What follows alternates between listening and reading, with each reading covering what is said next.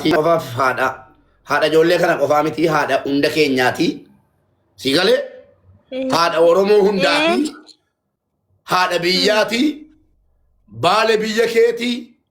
Dhageesse baale biyya keeti. Waslaattaan baale keessaa ba'ee lafarra si harkise baaleen bakka hin bu'u. Baale biyya ummata Oromootiifuu ilmaan isaa gadi baasee kenne lafee isaa caccabsedha. Kanaafuu biyya gootaa keessatti namni waa ta'ee ijaan hin laalamu. Si jaallanna ummanni baaleen si jaallata. Baguma baaleen ta'eyyuu bakkititti lafarra harkifamte. Isuma dhugumaa jechuudha. Lafatti namni rabbi gaafa namaa duuluu jedhe yookaan nama sitti duulchisa yookaan nama sii duulchisa. Kan kee maal ta'e nama sitti duulchise. Kanaafuu bor sa'atii 9 akka Itoophiyaatti dhuftee maallaqa walitti sii qabame dhageessaa reedii ittiin himinaa yoo dhageessanii jiraattan ajjala teessanii namni tokko rabbii sodaadhaa ittiin himinaa bor sa'atii 9 akka Itoophiyaatti dhuftee waan ummanni keessii gumaache dhageessaa akkaawuntii kee banatta akkaawuntii kee irratti sii garagala bakka feetetti waan feete ittiin godhatta waan tokko waadaa sii gala maqaa ummata kootiitiin namni ummanni miileen lama haasa'uu hin danda'u waan ta'eef asirra galee bakka ummataa bu'ee wannan sitti himu maali kana booddee dhaxxee mana namaatii biddeen hin tolchitu. Dhageesse boqqolloo ijoollee keetii funaanuu dhiisiitii mana namaatii iyyuu dhaxxee biddeen hin tolchitu yoo rabbi jedhe mana keetti biddeen mooyaa keessanaan mana keetti xaafii sii binnee jennaan tolchitee ofii gurgurta yoo barbaadde tolchitee ijoollee keetii kennita. Dhageesse kanuma waadaa sii galla kushinaa namaatti hin deebitu. Dhageesse kanuma sitti mee si geggeessa bor sa'atii 9 irratti birrii meeqa maammee galchaa birrii meeqa ummanni walitti sii qabee birrii meeqa argattee isa jedhu bor sitti himna liqaan bariin gandaa baay'ee sii gammadeera ummanni naannoo baalee baay'ee sii gammadee jira. Support illee si gochuuf deema. Si galee lafatti illee abshir si waliin jirraa siin jedheera ummanni ishii bulchiinsi quba si qaba. Poolisii quba si qaba. Isodaatin. Poolisii quba si qaba. Ummanni naannoo baalee. Abshir. Nu galatooma alfaadda. Abshir. Eshi. Warri bira jirtan dhiifamaa wajjin maallaqni haga isa walitti sii qabame maali jettanii akka ittiin tanu amaanaa rabbitti siin dhiifanne ittiin dubbatina. Ayyee hin dubbannu ulfaadhaa baay'ee galatooma lafa nu jirrutti intalti dubartii takka kana dhaanamuun baay'ee nu dhukkubsee namni afaan hin beekne namni nama hin beekne nama dhaanullee kan nama beekun nama duyda duuba jira osoo nu quban qabne boqqolloo mataa lamaa jedhee ilmi namaa dhaanamuun salphinne daangaa hin qabne garuu salphinni kun kan mataa isaati malee kan uummata baalee bakka bu'u miti. Numarti nu cinaa jirraa akka isin nu cinaa jirtan isin dhiisatiin nulleen cinaa jirraa gana immoo rakkoon takka isin rangeettu bakka isin rakkatetti nu bira jiraa isin fagoo teettanii nu waliin jiraachuu keessaniif ulfaadhaa biddeena keessan rabbi isin haa bal'isu bakka jirtanitti rabbi umrii isin haa dheeressu umrii keessan dheeraa rabbi isin haa godhu waggaa baay'ee rabbiin isin haa jiraachisu bakka irra isin rakkataa gargaartan kana isin immoo rabbi isin haa gargaaru isin nama waan keessan rabbi haa dubbatu waan nama laafaa dubbattanii waan nama dhaanamee dubbattanii bakka keessan rabbi haa dubbatu. Wanta biraa waan isin jechuu dandeenyu jiru du'aa hima isinii godhu. Amiin. Reedii ati immoo bilbila badhadhuuti bilbila ustaas Saad siifan kennaa bilbiliitii argadhuuti reedii dhageesse siibitii qaba iddoo isaanii waatsaappii naa erge jalqaba. Eeshi.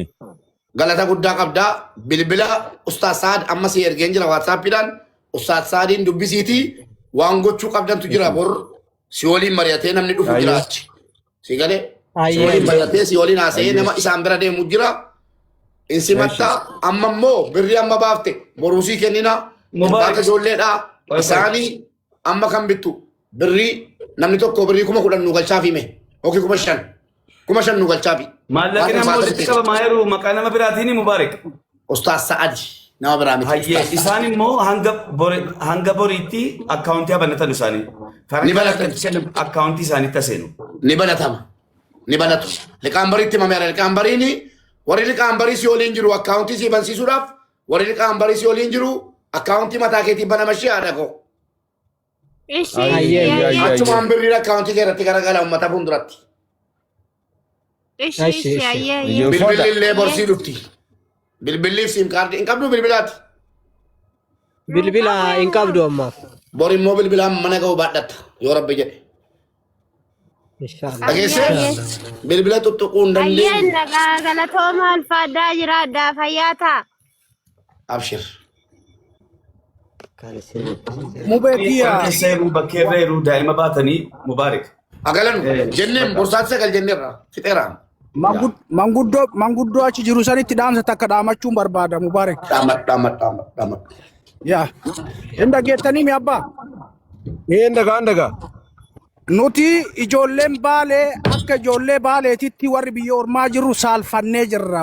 Irra deddeebiidhaan ganda keenya keessattuu biyya waaqoo guutuu alii cirrii keessaa bahe san keessatti wanni didiqqoon akkanaa gaafa taatu qaanfannee jirraa mataa cabee garuu ammoo maqaa nu deebistanii jirtanii ulfaadhaa galatoomaa wanni akkanaa lamuu ganda keenya keessatti akka hin kaane baaleen kanaan hin beekamtu.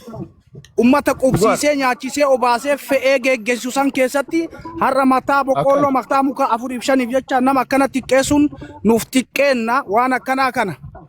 Bakka jirtanii abbootiin gadaa sheekonni ulamaa'onni walgayaati baalagee nu keessaa baatu yoo ofii dadhabdan mootummaa dabarsuu karaa keessaatiin nu himaa nutu saaxila nutu sin keessaa baasa kanuma isin jechuu barbaadaa ulfaadha. Ummaan teen ammoo har'a booda ani hattuudha namoonni akkas naan jedhan jettee qaanfattee mataa gad hin cabin hattuun si himiti ilmaan kee guddisuudhaaf kana goote kana booda namni akka hattuutitti ofirraa si eeguu osoo hin taane situ ofirraa hattuu eega jechuudha. Mootummaa waliin taatee uummata biyya sanii wajjin taatee situ qabeenya kee irraa hattuu eega malee namni akka hattuutitti si ilaalu hin jiru jechuu barbaade ulfaadhaa galatooma Oromoon hundi mataa ol nu qabdanii fayyaa isin yaa kennu bakka baaftanitti rabbi isin yaa buusu. Obboleettii keenya gurra wanta siidhaamu yoo jiraate dhaggeeffadhaa. Amma uummanni maanguddummaa itti deemuuf deemani. Maatiin poolisichaa, hiriyoonni poolisichaa maanguddummaa dhiifama gaafachiisuuf. Hin qeebalin dhiifama. Anasiin jedhe. Dhiifamni wayiitu hin jiru. Dhageessee? Dhiifamni wayii hin jiru. Baabiraa keessan galinaa amma harmee keenya gargaarree bakkaan ga'uu qofa bakka piliis. Mucaara fe'anii ijoollee rafteetti. No, kana keessan seennu no. Maa inni beektu? Ilaali. Uummanni gosa qabaa. Qoy. Namni gosa qabaa, fira qabaa, akkaataa ittiin oolanii bulanu naannoo jaraa irratti seeraaf heera mataa jaraa qabu. Dhugaadha kunis. Yaa. Kanaafuu jarraa fixatanu nurraa wanti eegamu jara miidiyaa irraa, feemasoota irraa, namoota nama gargaaran irraa wanti eegamu gargaaruu qofa bakka. Kana qofa rabbeettanii. Amma kuma shan nu galchaa kuma shanii akkaawuntii isinitti hima kuma shan naa galchaame nam tokko ittiin. Yaada kennadhaanis mubeekoo duraan dursee hundumti keessanuu galatoomaa meetiin kun nama kuma kudhantu jirtu waan kana jalqabarraa kaanee iyyaa turre fi hojjetaa turre baay'ee gaddine sagaleen keessa dhaga'ameera alhamdulillah sagalee keessa dhaga'anii namichas qabaniiru qarshii miiliyoona 1 fi